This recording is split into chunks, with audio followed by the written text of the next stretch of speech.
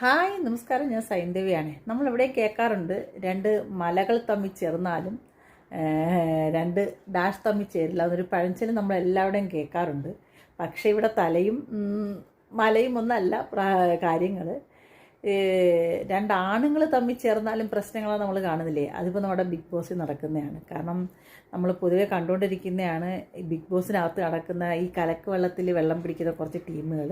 അതിൽ ആണുങ്ങളാണ് ഏറ്റവും മുൻപന്തി നിൽക്കുന്നത്. ഈ അടുക്കള രഹസ്യം ഈ പെണ്ണുങ്ങളൊക്കെ സംസാരിക്കുന്ന മാതിരി ഈ ആണുങ്ങൾ തമ്മിൽ മാറിയിരുന്ന് ഒരാളെക്കുറിച്ച് പരിദൂഷണം പറയാം, വേറൊരാളെക്കുറിച്ച് തെറ്റിദ്ധരിപ്പിക്കുക, അതൊക്കെ നമ്മൾ നടന്നുകൊണ്ടിരിക്കുന്നത്.